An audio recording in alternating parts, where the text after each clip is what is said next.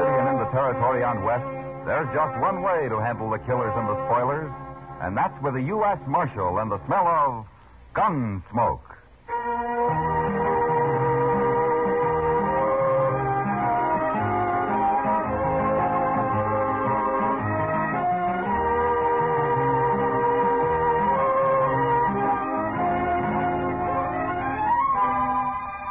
Gunsmoke, starring William Conrad.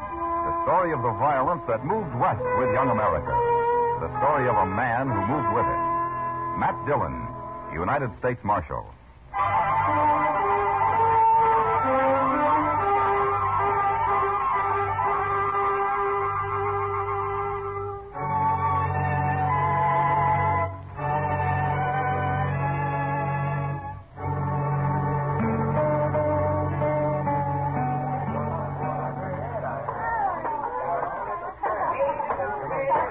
Good evening, Mr. Sabat. Oh, hello. Hello, Henry. Have a drink? No, thank you, sir. Well, what do you come into a saloon for if you ain't going to drink? No offense, Mr. Sabat. I just don't feel like a drink. Well, man's free to do what he feels like, Henry. Up to a point he is, sir. You're all alike, you Southerners. We keep our word.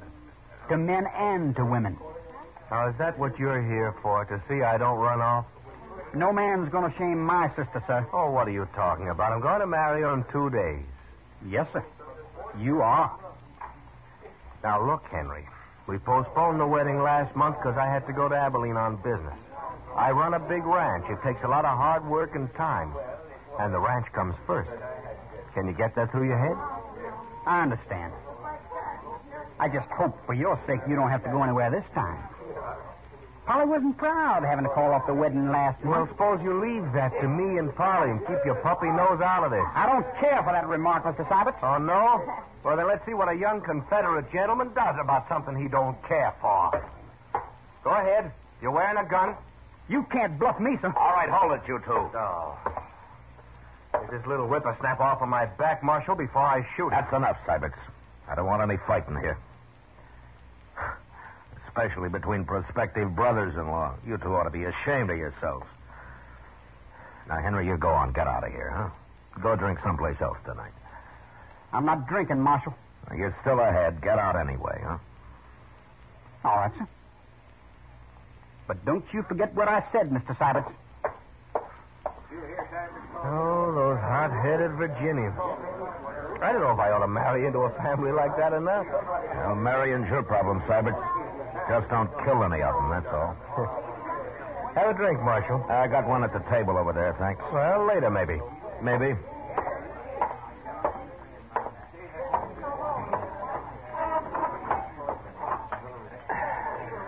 You sure stopped that just in time, Nat. Yeah. That kid wouldn't have had a chance against Nat Sybert. No, but he'd have tried it anyway. They're going to make a real happy family. Now, they'll get along. Sybert's and Polly, anyhow. They will if Henry and his father give them a chance. It's too bad Mrs. Troyman isn't still alive. She'd handle it better. They're nervous about the wedding, that's all, Kitty. And about Sybert's money. They need it bad. They used to be rich, Kitty. Back in Virginia. Sure, before the war. What about now?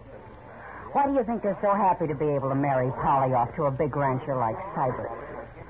You know it as well as I do, Matt. Yeah, except for Polly. I think she's real fond of Sybert. Sure. And he's fond of her, too. After all, she's a woman, isn't she? Yeah, I know. But maybe you'll settle down now and quit running around so much. I hope so, for her sake. When's the wedding, Matt? Day after tomorrow? Yeah, that's what they say. You're going, aren't you? Yeah, I suppose I'll go. I love Oh, weddings. great heavens, Kitty. I nearly forgot. What? I saw Polly on the street the other day, and she asked me to tell you that you'd be welcome at the wedding if you want to come. She did? Well, I've only met her at the store and around. Seems she likes you. Anyway, that's what she said. Well, gee, Matt. You think I should? Well, you were invited by the bride. I don't know why not. Well, maybe I better think it over. She's got enough trouble as it is. But anyway, I feel kind of good, her asking me. They're just people, Kitty. Like anybody else.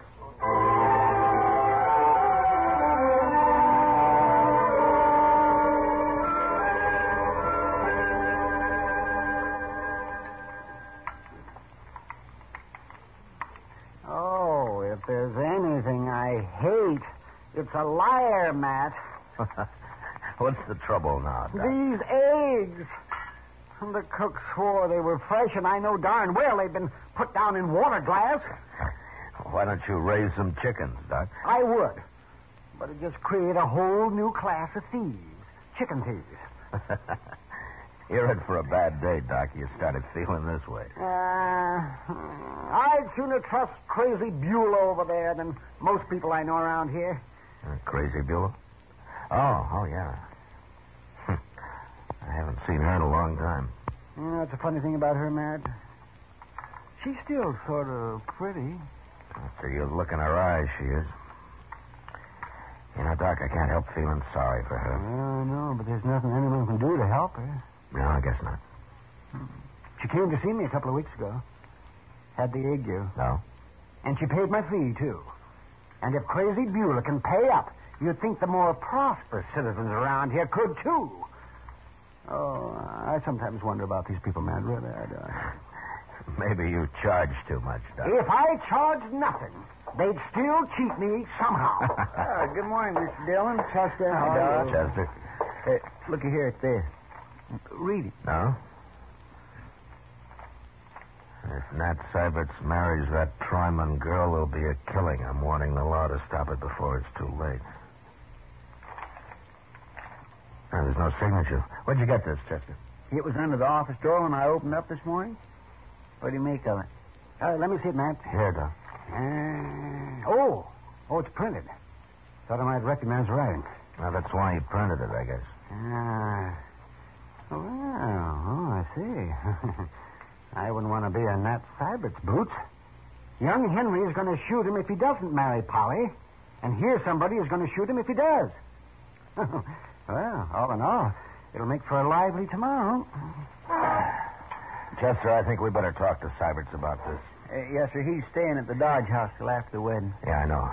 Well, so long, Doc, and be sure and have a pleasant day, huh? Oh, surely, Matt. So long.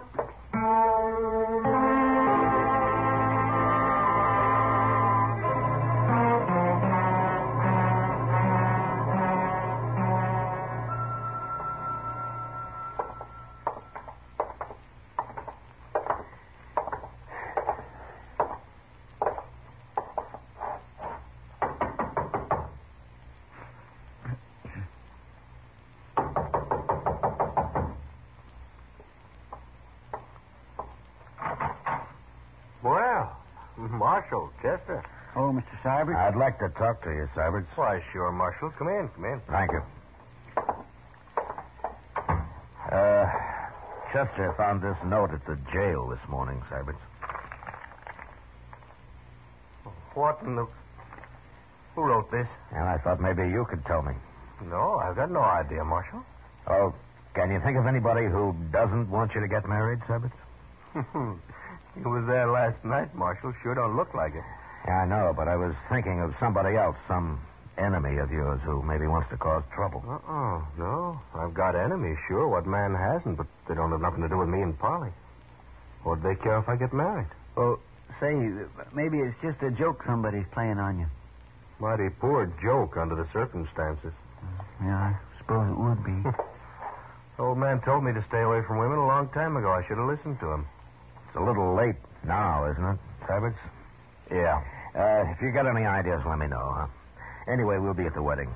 We'll do what we can. And I'll be wearing a gun, too, Marshal. You can count on that.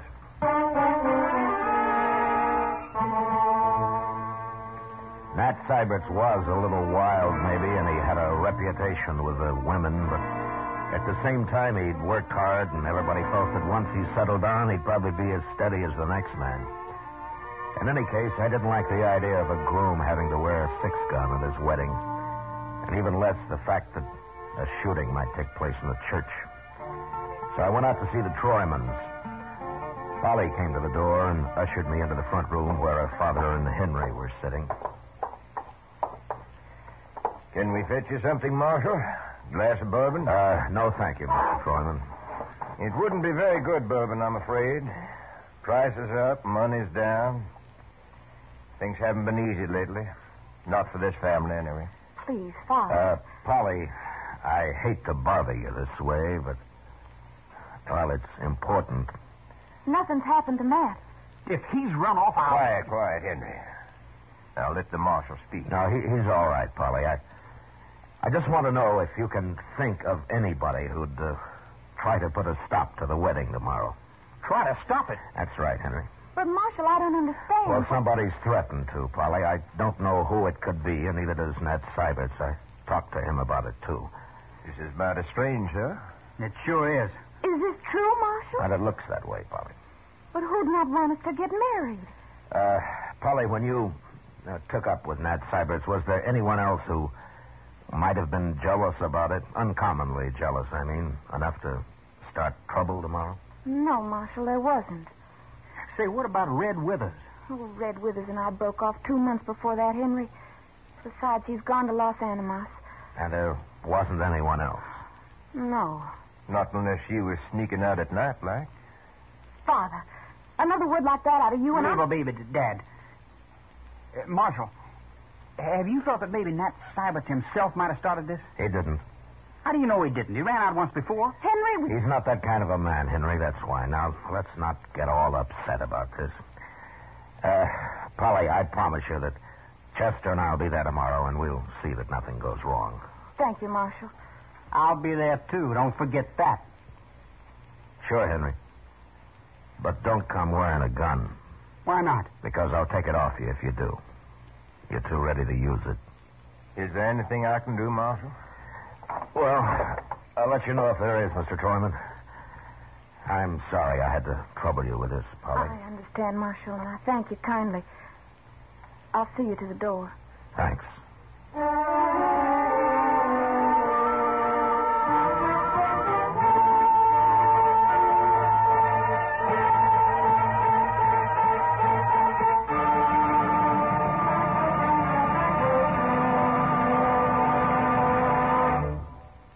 We will return for the second act of Gunsmoke in just a moment. But first, with the arrival of warm weather, people tend to forget their troubles and other people's troubles, too.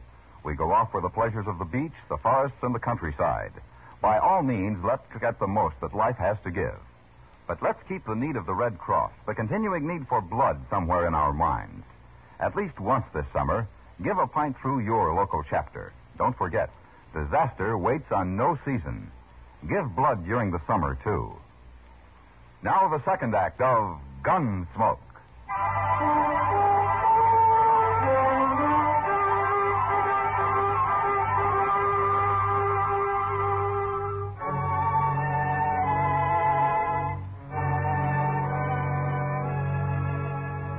The next day was the wedding day, and Chester and I waited outside the church till Polly and Nat Syberts had arrived. And we went inside and took up our positions on the far right and the left of the altar, facing the congregation. We were wearing our guns under our coats, and nobody seemed to take much notice of us. As soon as the ceremony began, I had a feeling that nothing would happen. And as it neared the end, I signaled to Chester, and we slipped quietly out to the church entrance.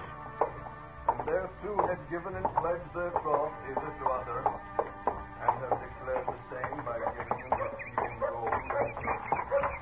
By joining of hands, I pronounce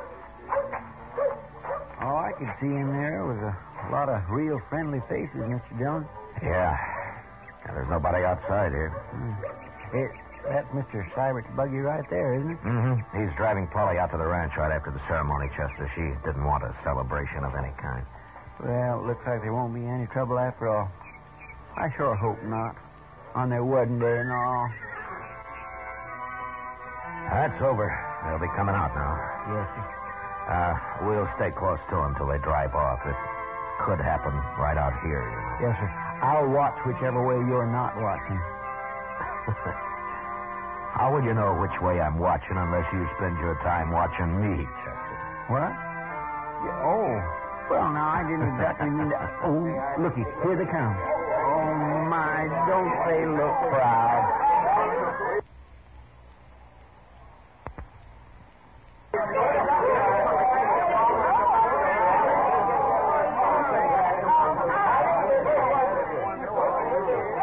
Marshal. Congratulations, Cybert. Thank you, Marshal. Get over here for a minute, huh? Sure.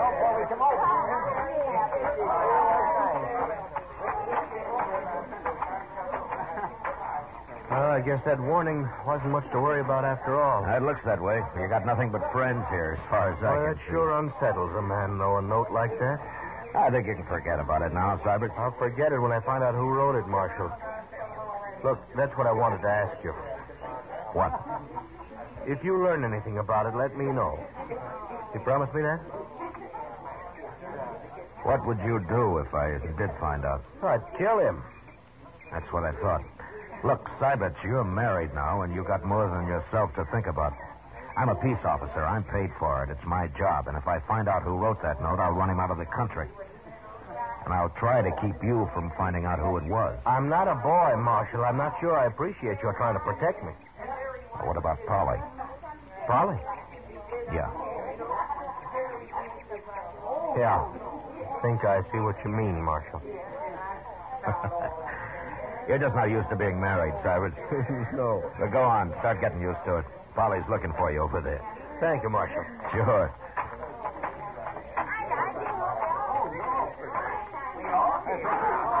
Are we all set to go? Anything wrong, Mr. Dillon? Not a thing, Chester. Come on, let's see him off. Thank you. All right, Polly. Up you go, honey. That's the way. Come see us up the ranch. Goodbye. Goodbye.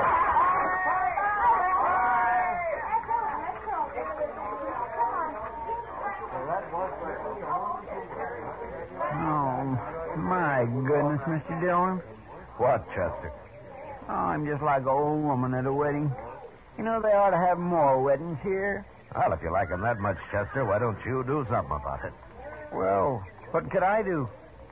Get married. Huh? Me? Get married? Well, why not? Oh, now, Mr. Dillon, you know I can't do that. Why, I don't make enough money to keep body and soul together just for me, let alone a wife and a lot of kids and in-laws and all that. My goodness. Well, you could start with just a wife. Did you hear that? Yeah. It's down the road Cybert took. Come on, grab a horse. Anybody's horse, Chester. Pardon me. All right.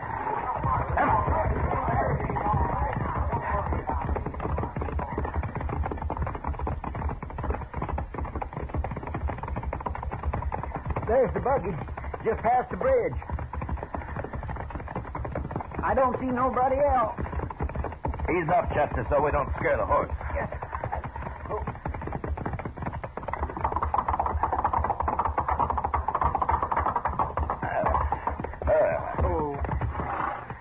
All right, take a look under the bridge, Chester. All right, sir.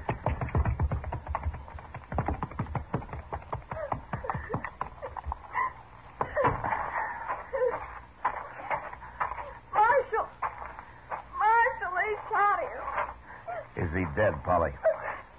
He's breathing. But I couldn't drive the horse back and hold him, too. Oh, Marshal, why did they do it? Who did it, Polly? How many were there? I don't know. I didn't see anybody. We were just driving across the bridge and they shot him. Nobody around, Mr. Dillon. How is he? Oh, please, Marshal, do something. He'll die. Chester, get in the buggy and drive back to docks, quick. Yes, sir. All right, just give me them lines, Polly. And tell everybody to stay in town. I don't want them messing up the tracks out here. Now, hurry. We'll be there before you know it, Polly. Hold him tight now.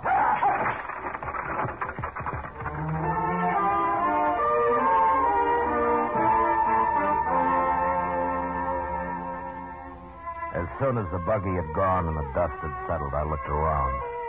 Everywhere, but could see no one. Then I walked back and followed Chester's horse tracks down off the wagon road. His were the only marks on that side of the bridge, so I crossed over to the other side. And there I found the footprints of what must have been either a child or a woman. They led off in the direction of a small cabin about 300 yards away. And I followed them, gun in hand, at a slow trot. When it was clear that whoever it was had gone straight to the cabin, I left his trail and approached the door from a right angle.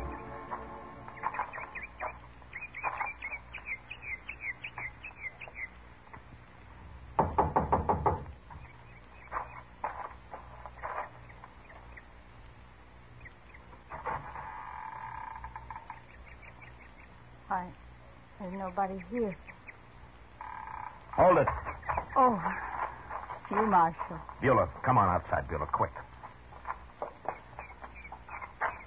Now, who's in there? Tell me. Nobody, Marshal. Nobody now that I'm out here. You're trapped. Come out with your hands up. What are you yelling for, Marshal? There, I got my hands up. See? Get out of the way, Beulah. Get out of the way. Everybody that tells Crazy Beulah to get out of the way. That's what Nat said. Get out of the way, Crazy Beulah. Nat?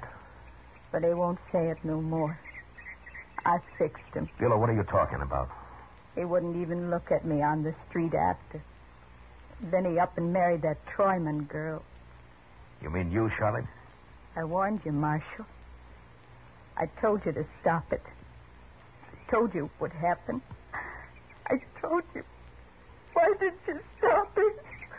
Why did you stop it? Beulah, take it easy now. You believe me, Marshal? What? Take a look in the cabin. By heaven, I will.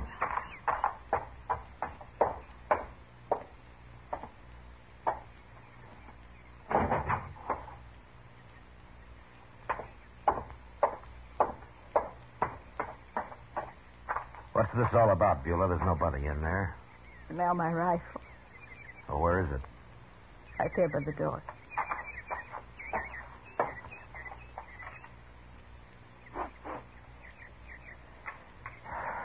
Yeah, it's been fired, all right.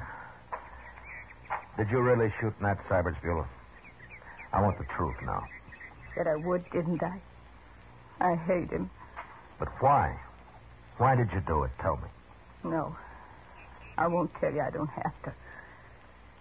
Well, it's clear enough that you did it. All right, Beulah, get your things and let's go into town. I don't need nothing, Marshal.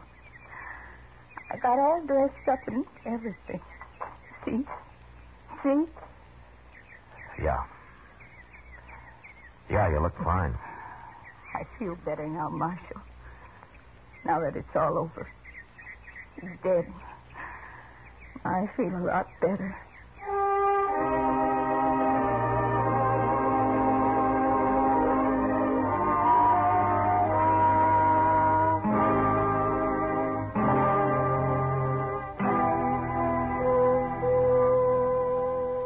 Give her anything she wants, Chester. See that she's comfortable. Yes, sir, I will. It sure beats all, though, don't it? Yeah. Well, I'm going up to Doc's. Maybe Syberts can talk now. Well, you better hurry. Polly will be back there in a minute. All right.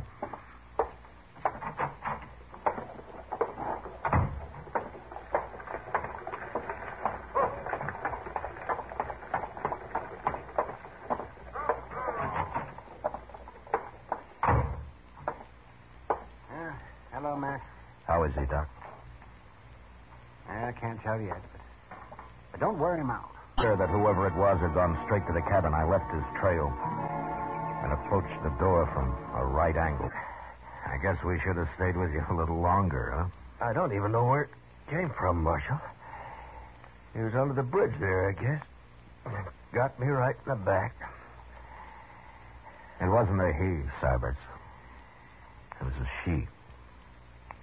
A woman? Crazy Beulah. I just locked her up. Well, how do you know it was her, Marshal? I trailed her to her cabin, and she admitted it.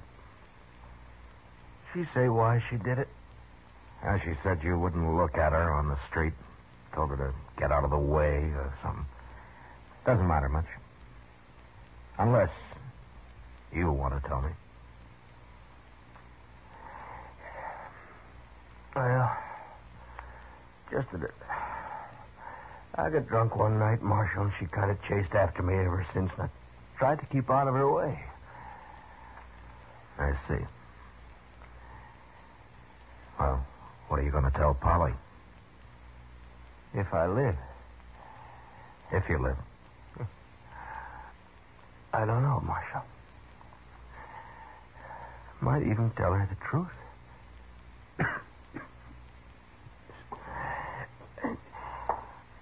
All right, Matt. Now, that's enough. Yeah, sure, Doc. So long, Sabbats. Bye, Marshal.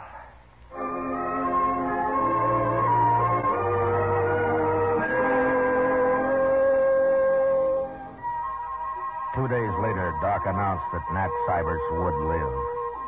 And the next day, they moved him up to the Troyman house where Polly could nurse him. I never did know if he told Polly what it was all about. Maybe he didn't have to. Crazy Beulah never asked about him, never mentioned his name again. For her, it was all over and done with. And then finally, somebody remembered that she had people in St. Louis. And once I located them, I put her on a train and sent her off. She seemed quite happy about the trip. And more normal than I'd ever seen her.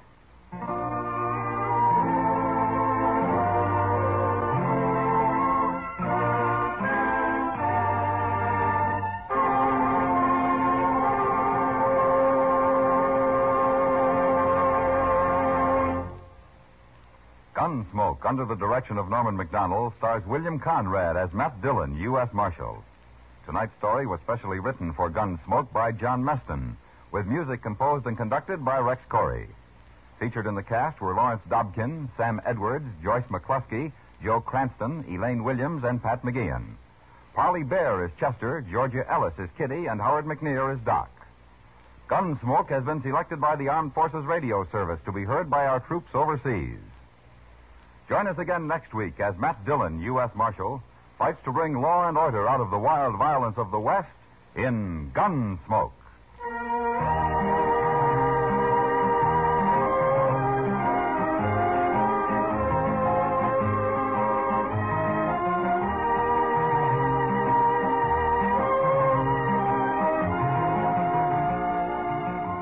Beginning next week, Gunsmoke will be heard a half hour earlier over most of these same stations. Remember, Gunsmoke, a half hour earlier beginning next week. Every Sunday evening, listen for a new drama of escape at the Star's address. This is George Walsh speaking. Sunday nights, Dick Powell is rough, tough Richard Diamond, private detective on the CBS Radio Network.